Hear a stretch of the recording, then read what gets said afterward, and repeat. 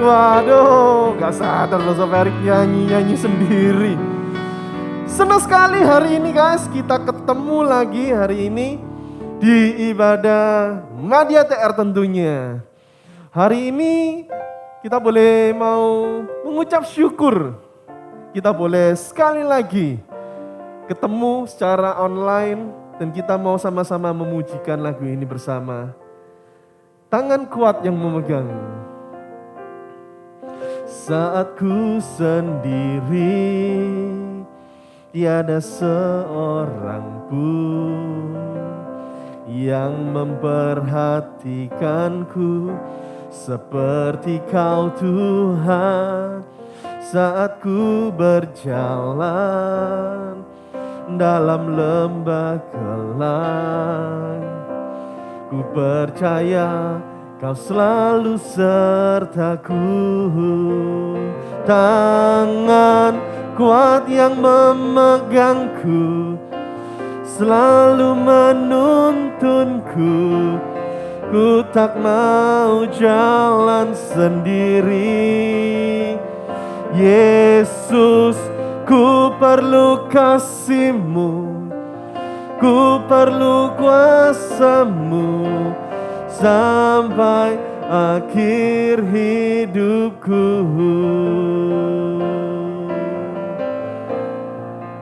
Katakan sama-sama. Saat ku sendiri, tiada seorang pun yang memperhatikanku seperti Kau Tuhan. Saat ku berjalan dalam lembah gelap, ku percaya Kau selalu sertaku. Tangan kuat yang memegangku selalu menuntunku. Ku tak mau jalan sendiri. Yesus, ku perlu kasih-Mu, ku perlu kuasa-Mu sampai akhir hidupku. Tangan kuat yang memegangku selalu menuntunku. Ku tak mau jalan sendiri. Yesus, ku perlu kasih-Mu, ku perlu kuasa-Mu sampai akhir hidupku. Sampai akhir hidupku. Sampai akhir hidupku.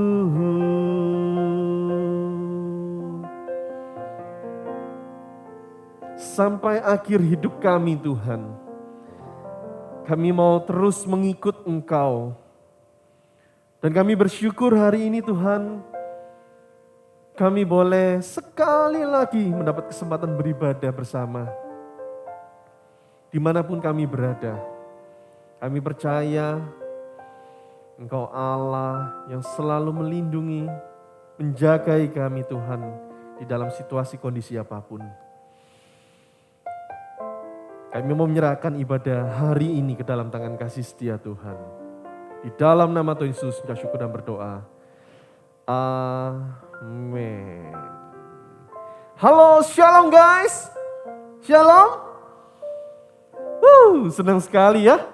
Lazo Erik boleh ketemu lagi. Masih di serial The Promise. Wow. Tentang janji. Kalau bicara tentang janji, siapa yang di sini pernah janji sama orang tapi gak ditepatin? Wah, Lazo Erik juga pernah gitu ya. Bukan gak ditepati, terlambat. Nah gitu ya, telat.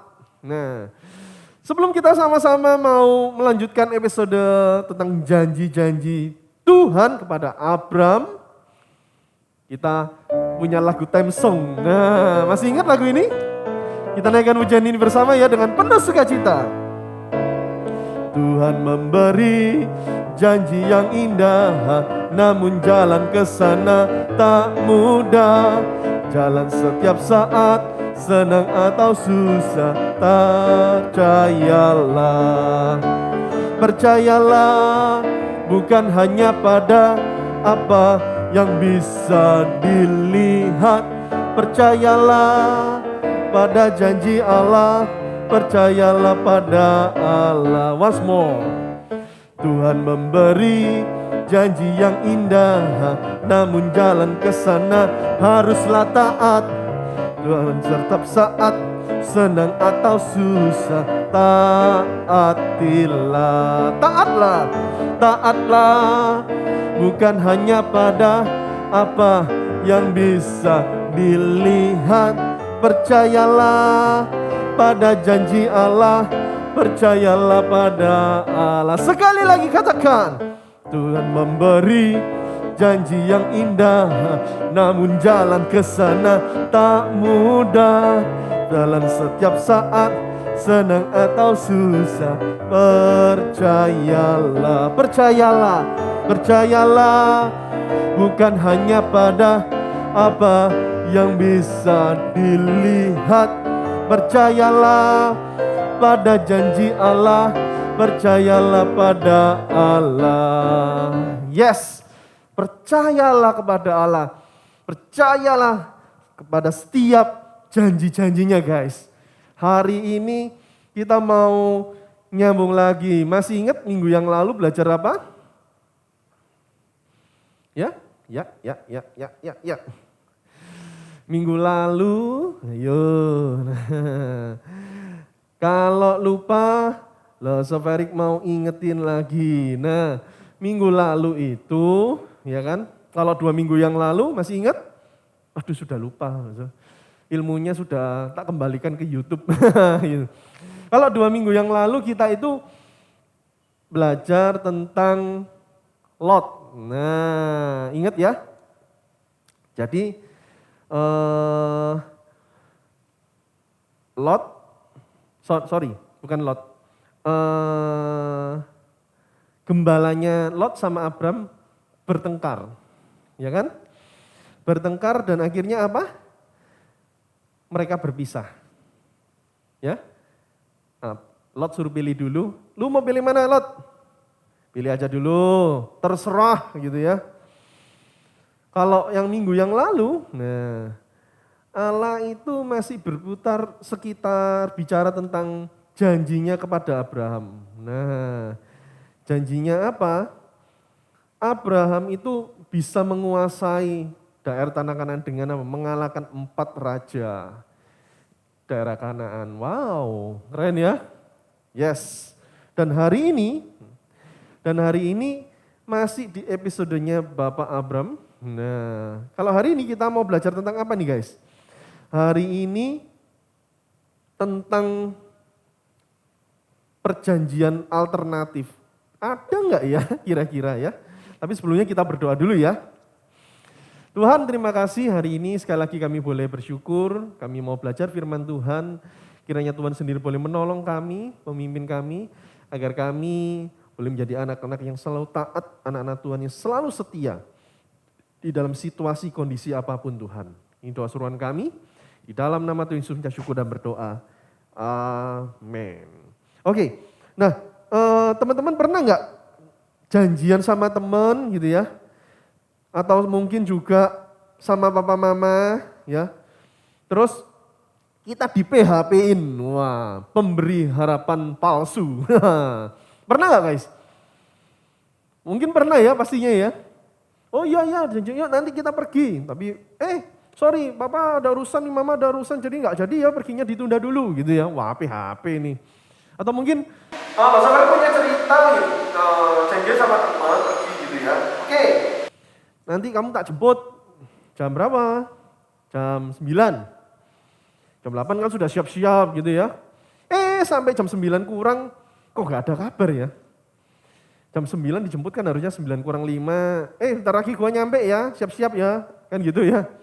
Tapi sampai jam 9 pun gak ada kabar. Loh, kok tiba-tiba kok belum jemput gitu ya. Dan akhirnya terjadi apa? Baru dijemput 9.30.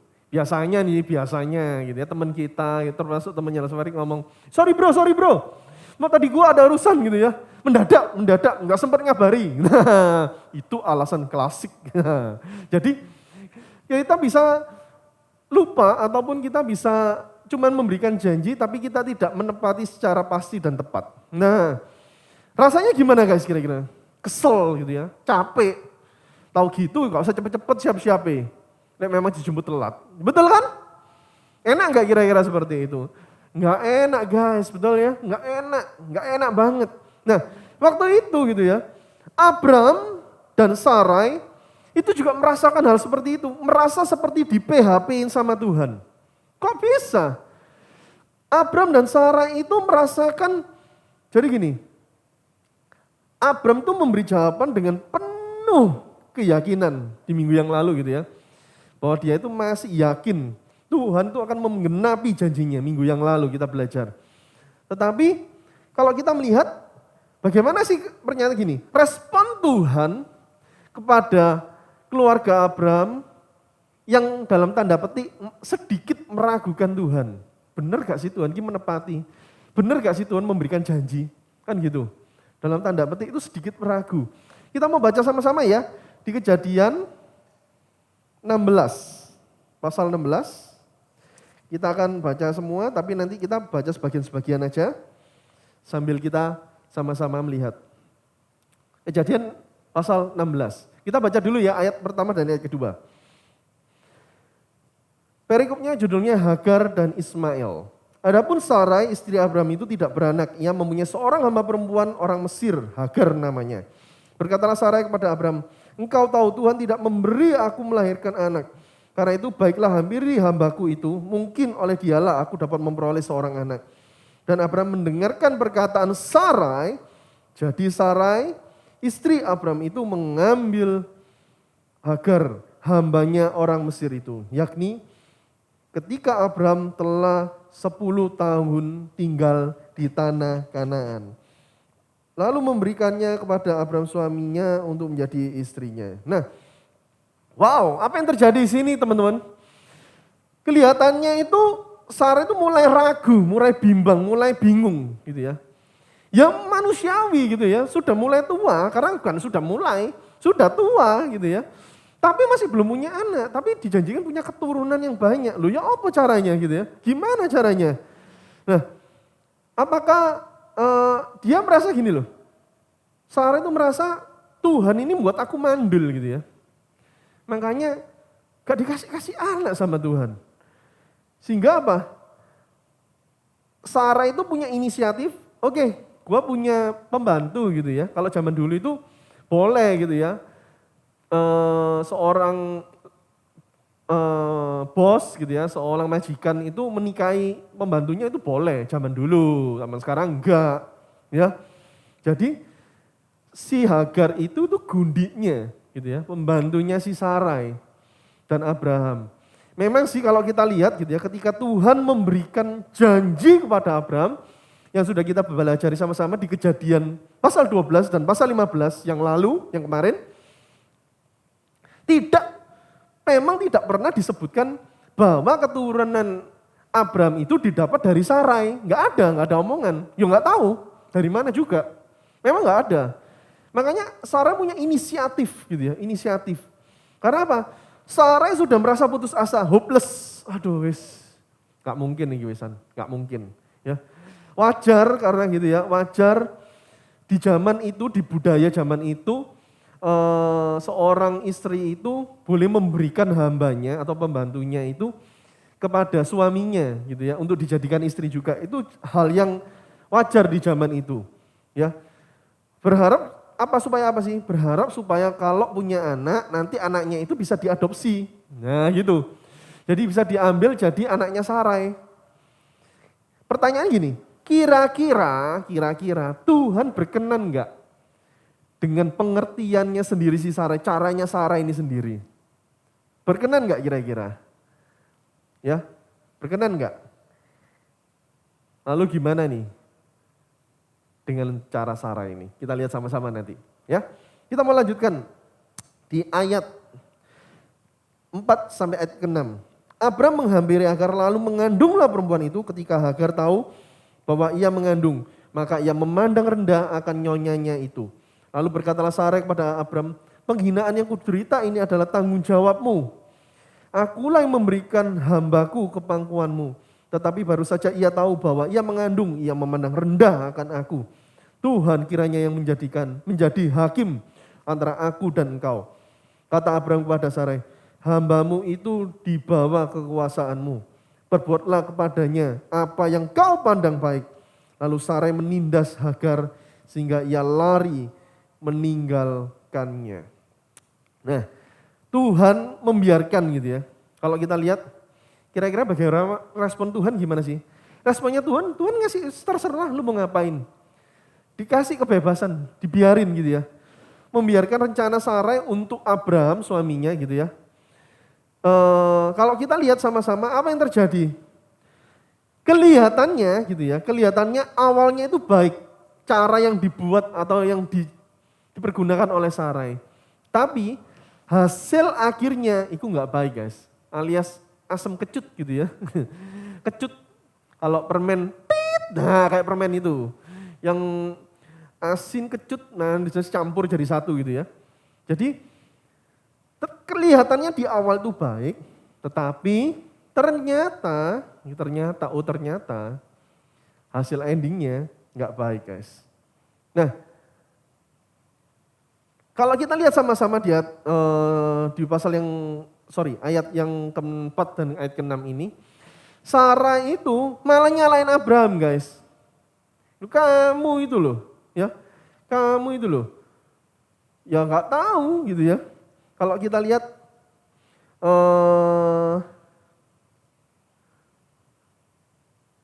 di ayat ke-5, lalu berkatalah Sarah kepada penghinaan yang kuderita adalah tanggung jawabmu.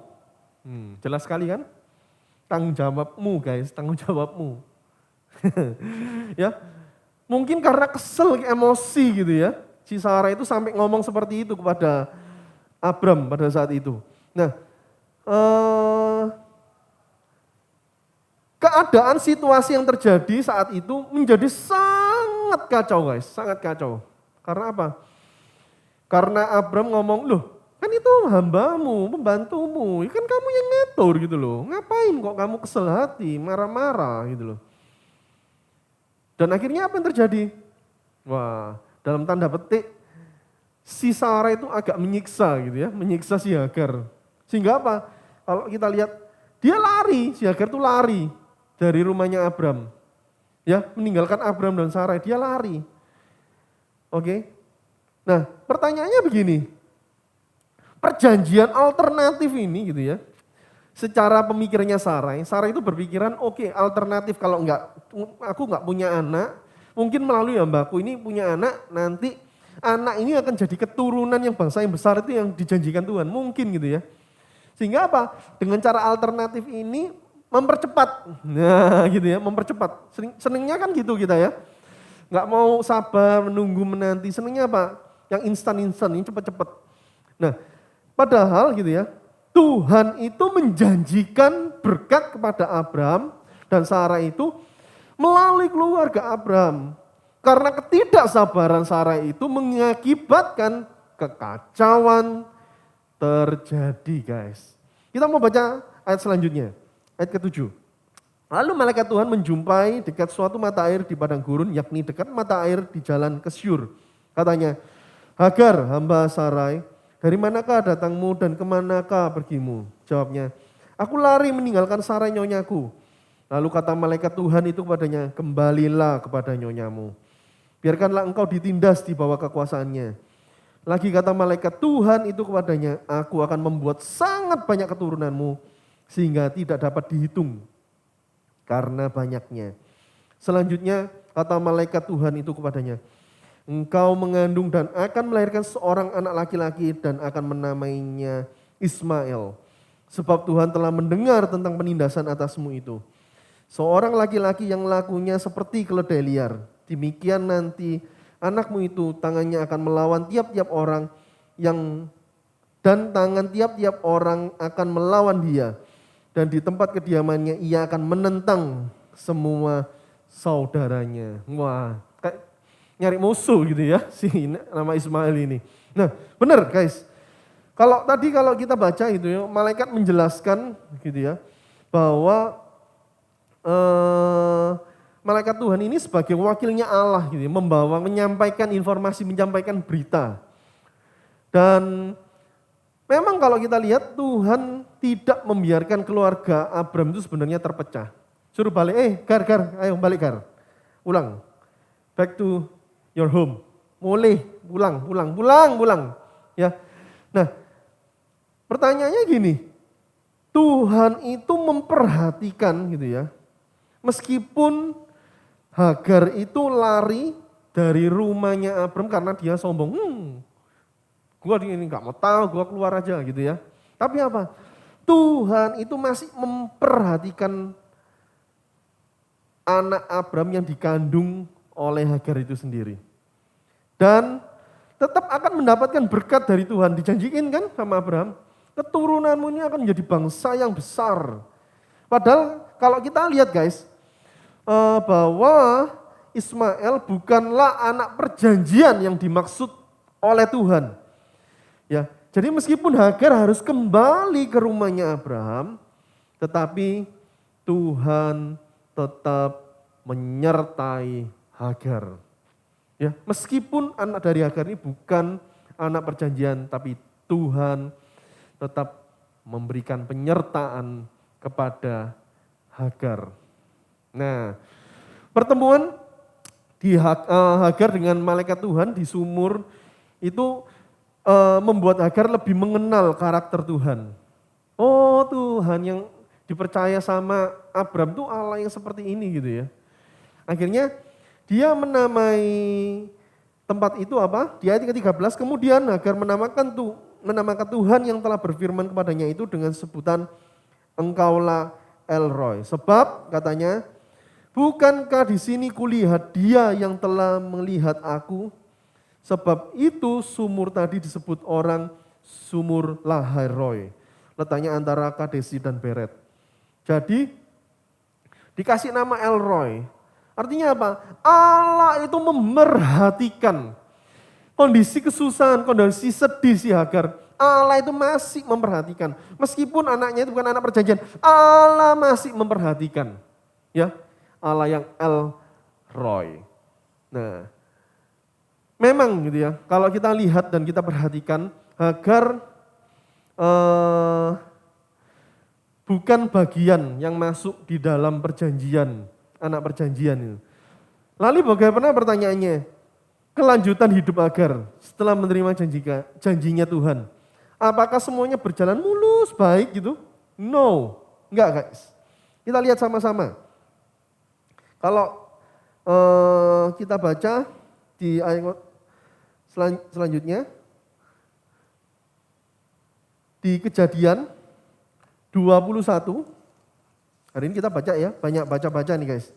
Kejadian 21, ayat 8 sampai ayat yang ke-14. Bertambahlah besarlah anak itu dan ia disapi. Lalu Abraham mengadakan perjanjian besar pada hari Ishak disapi itu. Pada waktu itu Sarah melihat bahwa anak yang dilahirkan Hagar perempuan Mesir itu bagi Abraham sedang main dengan Ishak anaknya sendiri. Berkatalah Sarah kepada, usirlah hamba perempuan itu beserta anaknya, sebab anak hamba ini tidak dapat menjadi ahli waris bersama-sama dengan anakku Ishak. Hal ini akan menyebalkan Abraham oleh karena anaknya itu. Tetapi Allah berfirman kepada Abraham, jangan sebalkan hatimu karena hal anak dan budakmu itu dalam segala yang dikatakan Sarah kepadamu haruslah engkau mendengarnya. Sebab yang akan disebut keturunanmu ialah yang berasal dari Ishak. Tetapi keturunan dari hambamu itu juga akan kubuat menjadi suatu bangsa karena ia pun anakmu. Keesokan harinya pagi-pagi Abraham mengambil roti serta sekirbat air dan memberikan kepada Hagar yang meletakkan itu beserta anaknya di atas bahu Hagar. Kemudian disuruhnyalah perempuan itu pergi. Maka pergilah Hagar dan mengembara di padang gurun Beersheba. Jadi apa yang terjadi? Emangnya enak? Enggak. Ternyata masih ada tantangan, rintangan yang dihadapi Hagar gitu ya. Karena apa? Kekacauan gitu ya, yang disebabkan karena apa? Perjanjian alternatif. Ya.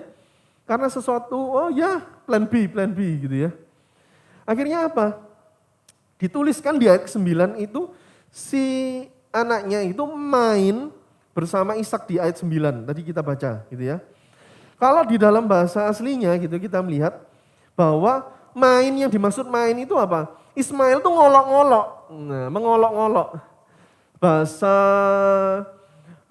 Italinya itu menghina gitu ya.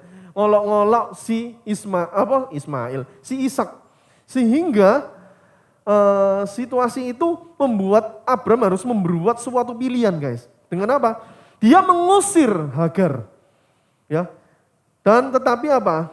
Allah Tuhan itu Tuhan yang memperhatikan, El Roy.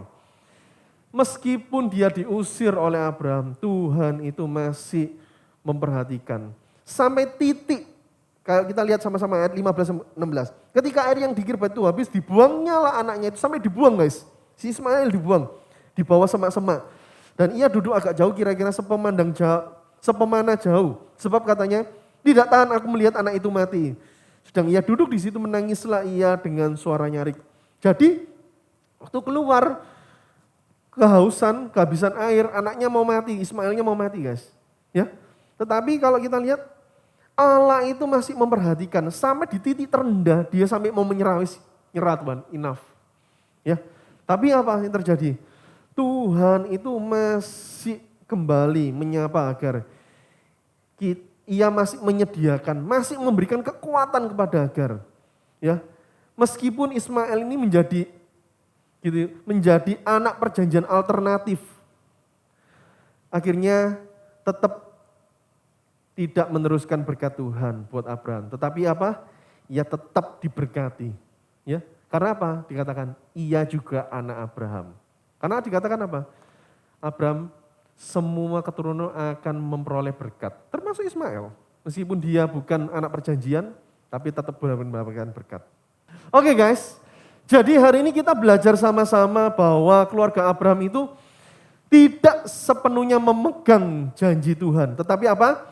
Tuhan tetap hadir dan bekerja dalam ketidaksabaran keluarga Abraham terhadap janji Tuhan kepada mereka. Apa yang kita mau sama-sama lihat. Perjalanan iman Bapak Abraham ini, Tuhan itu tetap mau setia. Ya. Terutama hari ini kita belajar bahwa ia itu tetap hadir. Allah yang El Roy. Allah yang memperhatikan. Dia terus tetap bekerja di dalam setiap segala kekacauan yang terjadi. Dia itu Allah yang tetap ada.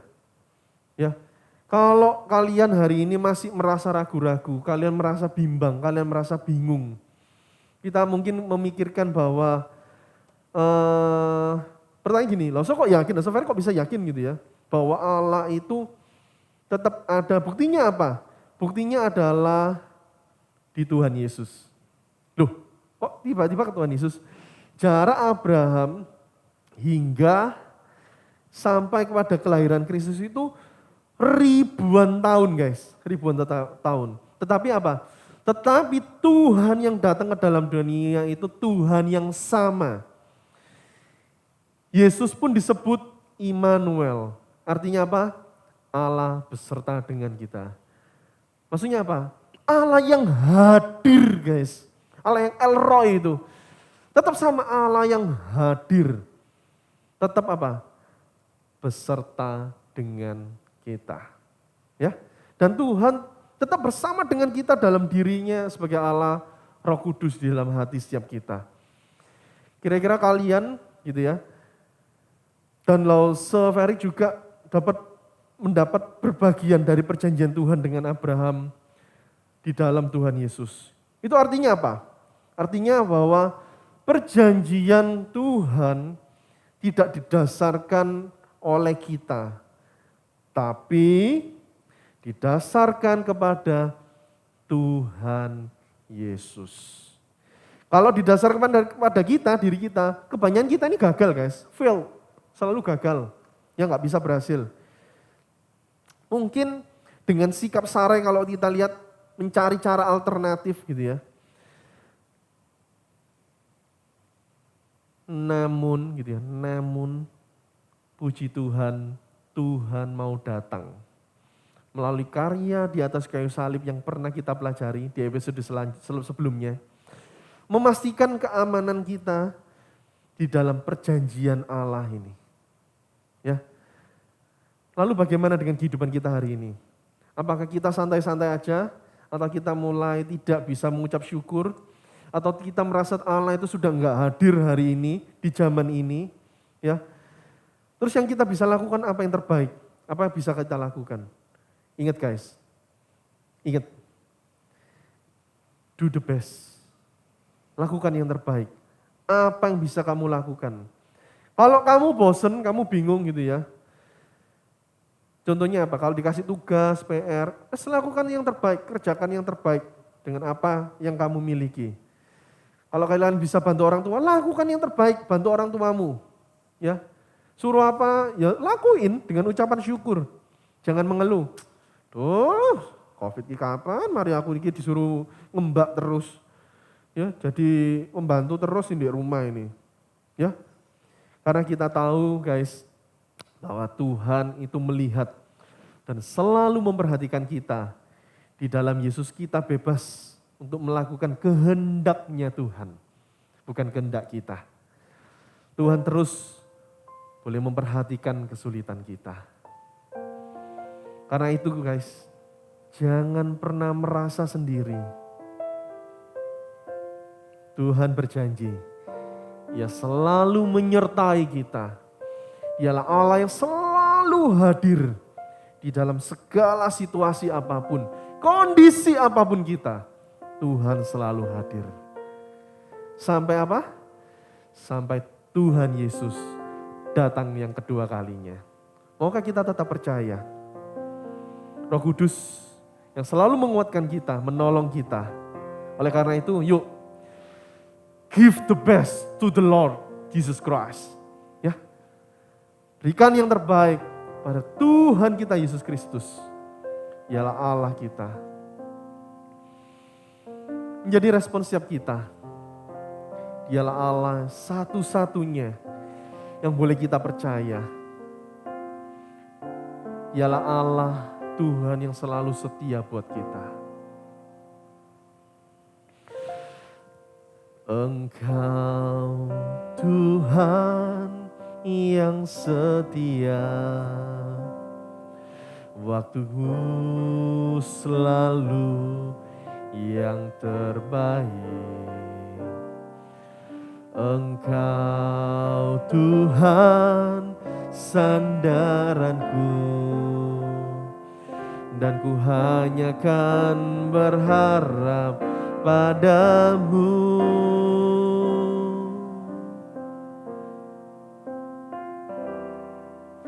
Engkau Tuhan yang setia, waktumu selalu yang terbaik.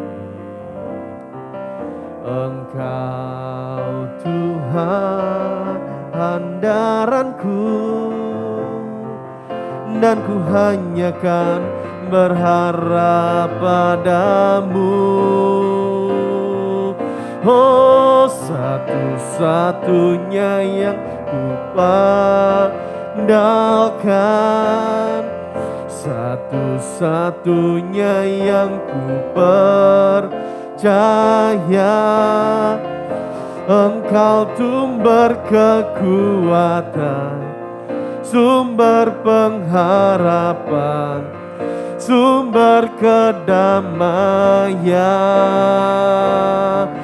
Oh, satu-satunya yang andalkan,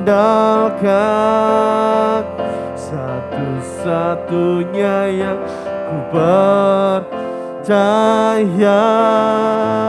Engkau Tuhan memberkati, Tuhan penyembuhku, Tuhan pemulihku. Satu-satunya, satu-satunya yang ku andalkan, satu-satunya yang ku percaya. percaya Engkau sumber kekuatan, sumber pengharapan, sumber kedamaian kami Tuhan.